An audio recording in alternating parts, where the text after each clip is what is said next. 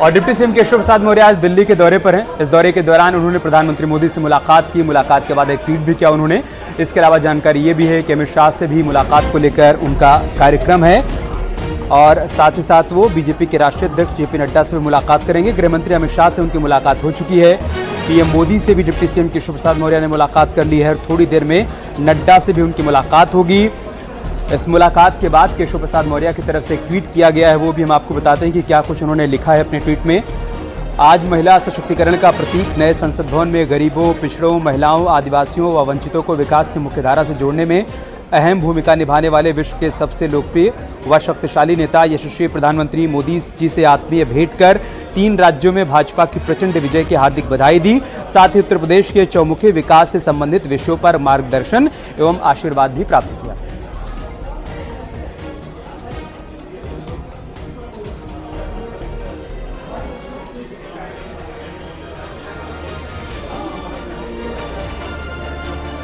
और चलिए अब बात करते हैं पिथौरागढ़ के छियालेक में मौजूद फूलों की घाटी की, जो लिपुलेख रोड की भेंट चढ़ गई है।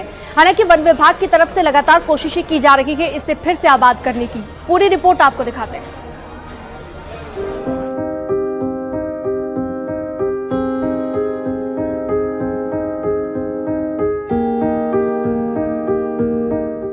ग्यारह 11,000 फीट की ऊंचाई पर मौजूद छियालेक एक दौर में कुमाऊं का सबसे सुंदर इलाका था।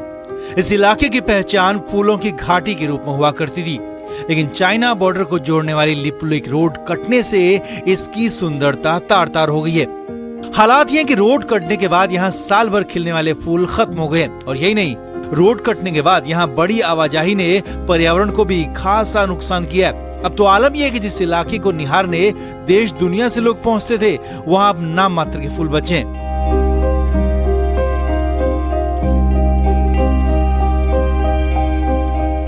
एक जो है फूलों की घाटी के रूप में देखते थे छियालेक को। अगर आप वहां पर जाएंगे बूंदी से ऊपर छियालेक, जिसको उसकी सुंदरता थी, वहां पर इस तरह से बीआरओ ने खोद दिया कि इसकी पूरी सुंदरता खत्म हो गई है। तो इसमें भी सरकार को जांच करनी चाहिए भाई, आखिर बीआरओ को कितना लैंड उन्होंने सड़क के लिए जो है परमिशन दी थी। असल में लिपुलेख रोड मालपा से सीधे गरव्यांग के लिए कटनी थी, लेकिन कठिन चट्टान होने के कारण बीआरओ ने रोड का अलाइनमेंट ही बदल डाला। नतीजा ये रहा कि जहां एक तरफ 36 खतरनाक बैंड पार कर छियालेक की राह तय हो रही है, वहीं फूलों की घाटी को भी इसकी भारी कीमत चुकानी पड़ रही है।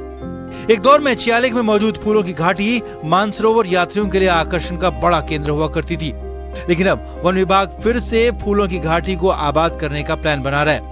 विभाग की माने तो बाकी बची हुई जमीन पर फिर से फूलों की घाटी तैयार हो सकती है। वहाँ पे अभी तो बहुत बड़ा रोड बन गया है, बट उसमें कुछ कुछ बीच बीच में जगह है जहाँ पे हम फिर से उसको रीएस्टेब्लिशमेंट करने का सोच रहे हैं। तो उसका रीप्लान करके उसमें हम जो वहाँ की लोकल स्पीसीज थी, हर्ब्स थी, शर्ब्स थी जो पहले थी, उसी को हम फिर से कैसे रीजर्मिनेट करके फिर उसको रीग्रोथ कैसे कर सकते हैं, उसका हम प्लान बना रहे हैं। लिपुलेख बॉर्डर तक रोड कटने के बाद अब इस इलाके में सैलानियों की आवाजाही भी बढ़ने लगी है और यही नहीं, आदि कैलाश के दर्शनों के लिए हर साल हजारों लोग आ रहे हैं। ऐसे में अगर वन महकमा फूलों की घाटी फिर से तैयार करता है तो तय है छियालेक के दिन आसानी से बहुर सकते हैं। न्यूज़ 18 के लिए पिथौरागढ़ से विजयवर्धन उप्रेती की रिपोर्ट।